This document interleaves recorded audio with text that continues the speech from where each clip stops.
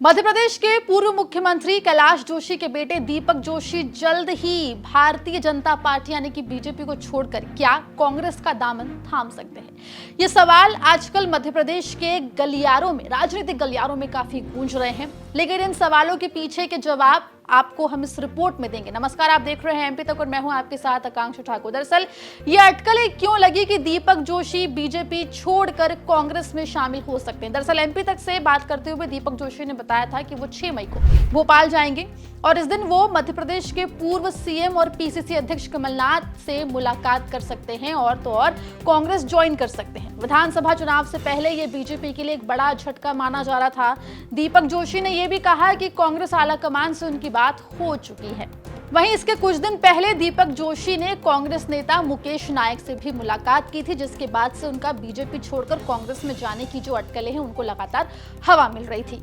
लेकिन दीपक जोशी के इस बयान के बाद बीजेपी भी सक्रिय हो गई। बीजेपी के प्रदेश अध्यक्ष वी डी शर्मा ने हाल ही में ये बयान दिया कि दीपक जोशी बीजेपी का हिस्सा है और रहेंगे। देखिए, दीपक जोशी जी भारतीय जनता पार्टी के हमारे वरिष्ठ सदस्य हैं, परिवार के सदस्य हैं। आदरणीय कैलाश जी ने भारतीय जनता पार्टी को सींचा और खड़ा किया है, इसलिए ये कांग्रेस और इस प्रकार के जो लोग हैं केवल ये भ्रम फैलाने का प्रयास करते हैं। इस प्रकार की न कोई चीज़ है और दीपक जोशी जी हमेशा से भारतीय जनता पार्टी के साथ रहे हैं, आज भी भारतीय जनता पार्टी के साथ हैं। वहीं इस मामले में दीपक जोशी का पहले एक और बयान सामने आया था, जिसमें उन्होंने कहा था कि वो 6 तारीख को बीजेपी संगठन से बात करेंगे, लेकिन अब वो कांग्रेस में शामिल होंगे या बीजेपी में रहेंगे। और इन तमाम बयान के बाद जो सियासी जानकार हैं मध्य प्रदेश के, उनका कहना है कि दीपक जोशी विधानसभा चुनाव से पहले दबाव की राजनीति कर रहे हैं।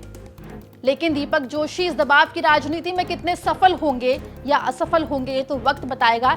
लेकिन आपको दीपक जोशी का थोड़ा सा हम बैकग्राउंड भी बता देते हैं। दरअसल दीपक जोशी 3 बार विधायक रह चुके हैं। पहली बार वो साल 2003 में विधायक बने थे, इसके बाद 2008 में और फिर 2013 के विधानसभा चुनाव में भी उन्होंने जीत हासिल की थी। इस दौरान वो शिवराज सरकार में मंत्री भी रहे थे। लेकिन 2018 के विधानसभा चुनाव में उन्हें कांग्रेस के उम्मीदवार मनोज चौधरी से हार का सामना करना पड़ा। अब आते हैं साल 2020 में। मार्च 2020 में जब ज्योतिरादित्य सिंधिया अपने समर्थक विधायकों के साथ कांग्रेस छोड़कर बीजेपी में शामिल हो गए थे, उस दौरान दीपक जोशी को चुनाव में हराने वाले मनोज चौधरी भी कांग्रेस छोड़कर बीजेपी में शामिल हो गए। बाद में विधानसभा उपचुनाव में भी मनोज चौधरी को जीत हासिल हुई और वो बीजेपी से विधायक बन गए। बता दें कि मनोज चौधरी हाटपिपलिया सीट से कांग्रेस के विधायक थे, जो अब इस सीट से बीजेपी के विधायक हैं। और माना यह जा रहा है कि इस बार भी बीजेपी मनोज चौधरी पर ही भरोसा जता सकती है और इस वजह से दीपक जोशी का पत्ता कटने का अनुमान लगाया जा रहा है कि दीपक जोशी को शायद आने वाले विधानसभा चुनाव में टिकट नहीं मिलेगा।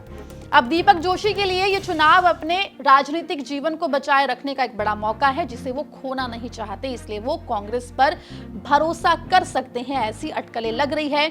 ऐसे में इस सीट पर अपने भविष्य को लेकर दीपक जोशी 2020 के बाद से ही असहज महसूस कर रहे थे, ऐसा राजनीतिक जो जानकार है उनका मानना है। बीच बीच में सोशल मीडिया के जरिए भी दीपक जोशी का दर्द सामने आया है, लेकिन अब ये देखना होगा कि दीपक जोशी क्या वाकई बीजेपी का दामन छोड़ते हैं, कांग्रेस में शामिल होते हैं, या फिर बीजेपी उनके बयान के बाद उनको मनाने में, या यूं कहें कि दीपक जोशी के दबाव में आकर उनको बीजेपी में रोकती है या नहीं। जो भी अपडेट इस मामले में होगा एमपी तक सबसे पहले आप तक लेकर आएगा। नमस्कार।